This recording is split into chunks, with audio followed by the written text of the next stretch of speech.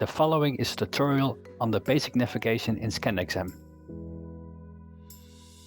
Opening an image can be done by selecting Open Image or Volume, or by dragging and dropping a file and selecting Image.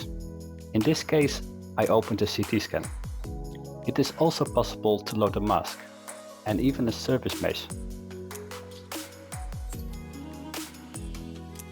On the right, we have a standard 4-panel view for the volume.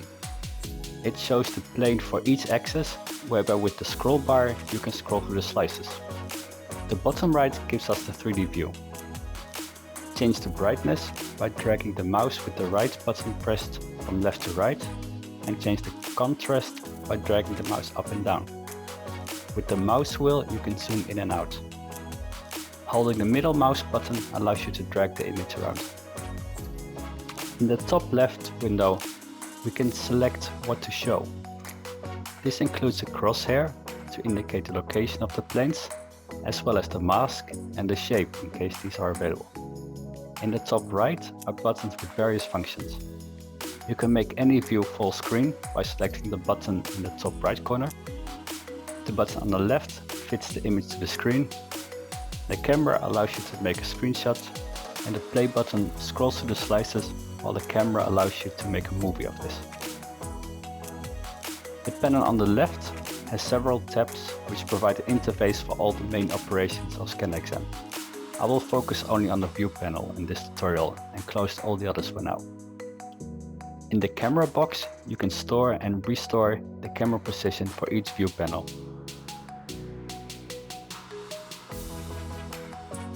You can also reset the default or fit each image to the screen. With the magnifying glass, you can zoom in and out, but it is much more convenient to use the mouse wheel. To see all the options to control the camera, select Help and Controls. In the Appearance and Navigation box, you can change the color map to several presets.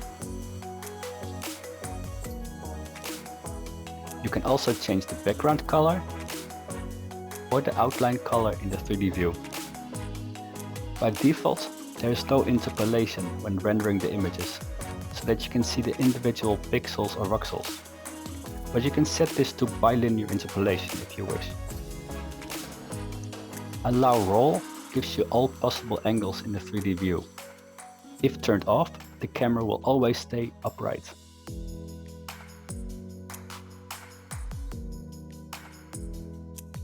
Below that is the window and level, which you can reset.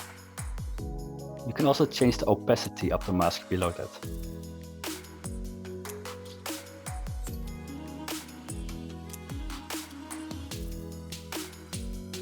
In the 3D view, you can hide or show the outline, planes, shape, and show the volume rendering. You can adjust the volume rendering by dragging the right mouse around. There are several presets for volume rendering. By default, it shows the rainbow colors, but for CT you might want to select Realistic CT or the Alternative CT. Dragging the mouse around will have different effects depending on the volume rendering presets.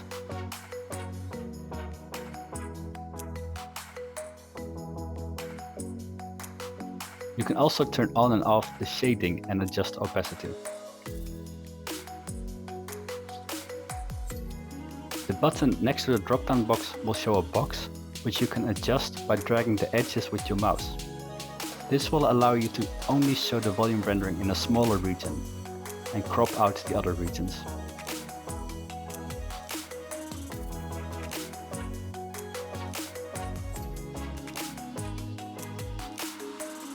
We can also quickly show the mask using volume rendering.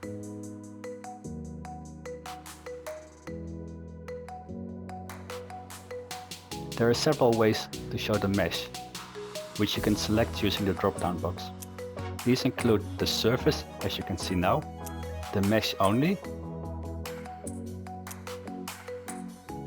both the surface and the mesh, and the transparent surface.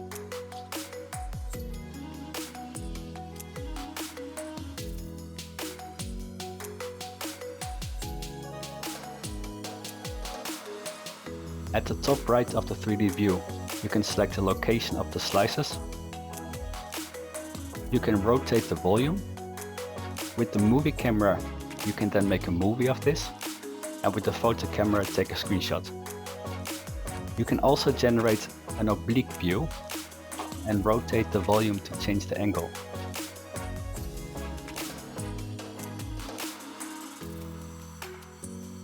Adjust the location by using the crosshair in any slice.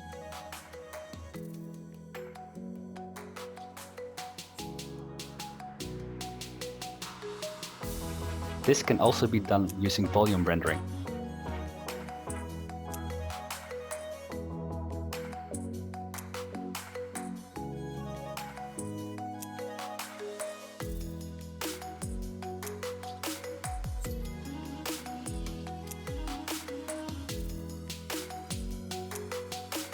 Selecting the same button again will fix this view, which you can then rotate.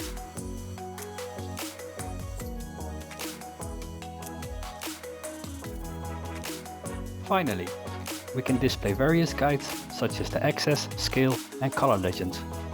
This concludes the tutorial for the basic navigation in ScanXm.